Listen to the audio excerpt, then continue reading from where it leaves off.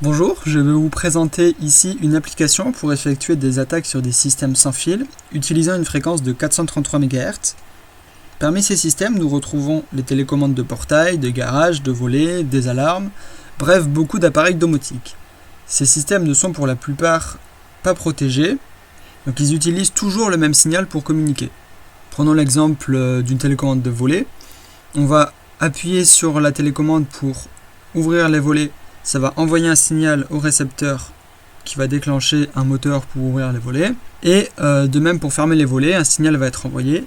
Et ces deux signaux d'ouverture et de fermeture seront toujours les mêmes. Donc par exemple, un cambrioleur pourra capturer le signal d'ouverture des volets et le réutiliser plus tard quand il voudra pour ouvrir les volets de la maison. Nous, à l'aide d'une carte Arduino et d'un émetteur-récepteur 433 MHz, nous allons capturer les signaux que l'on reçoit, les rejouer et effectuer du brouillage, c'est-à-dire empêcher un récepteur de recevoir correctement parce qu'il y aura trop de signaux qui vont l'empêcher d'écouter correctement. Donc ici nous allons tester notre application avec une prise connectée. Donc ici on a une télécommande. Cette télécommande commande une prise qui est ici. Sur cette prise est branchée une lampe.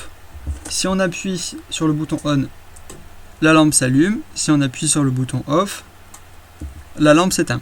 Donc ce sont ces deux signaux on-off que l'on va capturer avec notre système et rejouer pour ne plus avoir besoin de la télécommande. Donc ici, évidemment, c'est peut-être pas très intéressant de capturer les signaux d'une lampe, mais la lampe est branchée sur une prise connectée. C'est la prise qui est commandée par la télécommande et non la lampe. Du coup, c'est à l'utilisateur de faire attention à ce qu'il va brancher sur cette prise.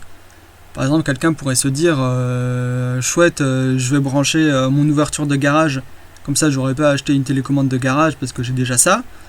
Sauf que ça, c'est vraiment pas sécurisé et du coup, quelqu'un pourrait ouvrir sa porte de garage s'il a branché là-dessus.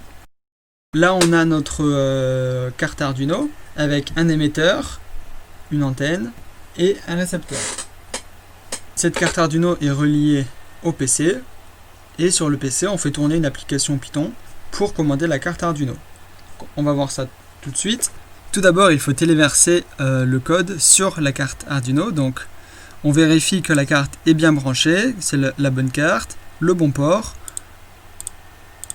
On téléverse. Donc là ça met le programme sur la carte Arduino. Ok, maintenant c'est bon. On va lancer notre application Python.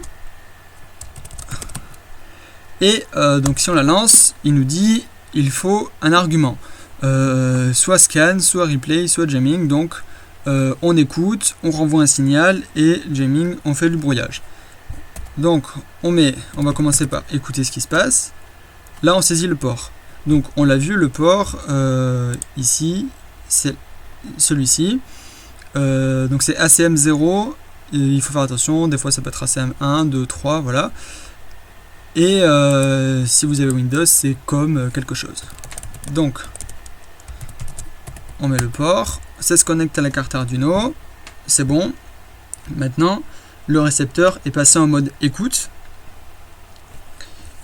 Et ici, sur la console, ça va nous afficher dès que le récepteur va recevoir un signal provenant d'une télécommande.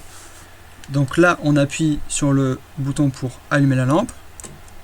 On a vu que là, l'émetteur a reçu cette séquence qu'il a traduite en décimales. Il nous donne un protocole et le temps d'émission.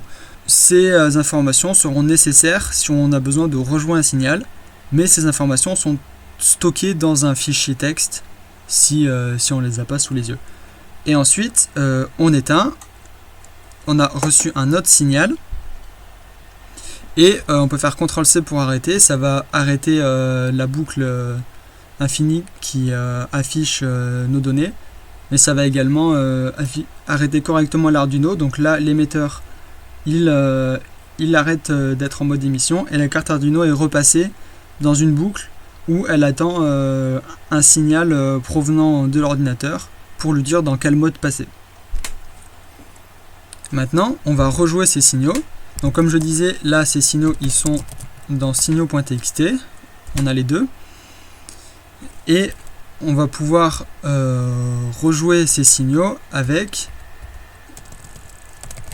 l'argument replay. On rentre le port. Voilà.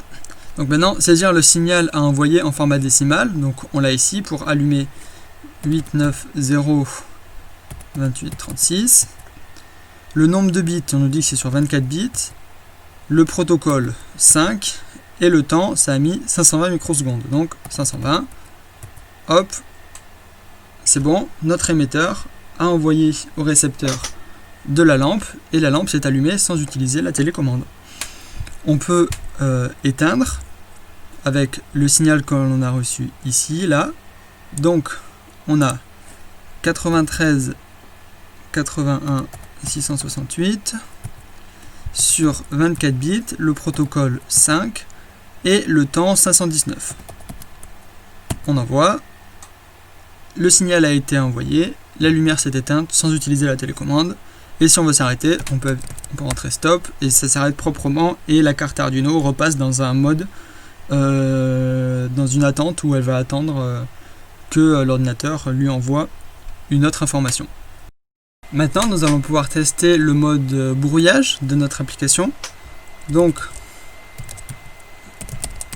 hop, on rentre le port, ça se connecte. Donc là maintenant, l'émetteur va envoyer des signaux donc sur la fréquence de 433 MHz en continu, ce qui va empêcher le récepteur de correctement recevoir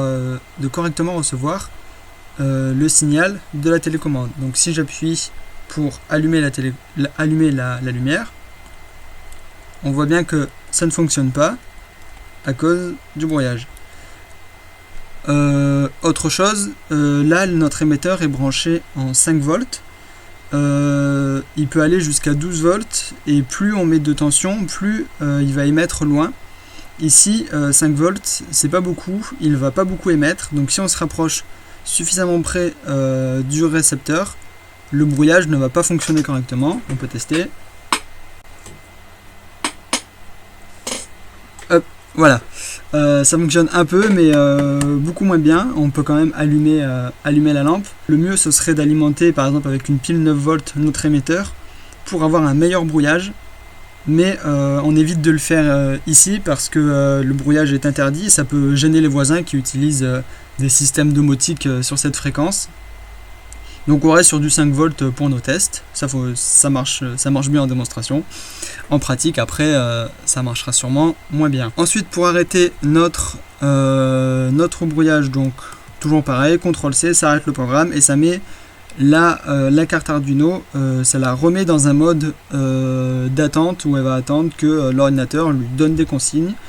Donc ici on peut voir, voilà, il n'y a plus le brouillage, on peut allumer correctement notre lumière à côté de l'émetteur. Donc voilà, c'est tout pour cette application. L'application, le code Arduino sont disponibles sur GitLab, ainsi que le rapport du projet et la documentation qui explique comment tout cela fonctionne, comment fonctionne l'attaque, etc. Vous aurez plus de détails et vous pourrez mieux comprendre le code Arduino. Voilà, merci à tous, au revoir.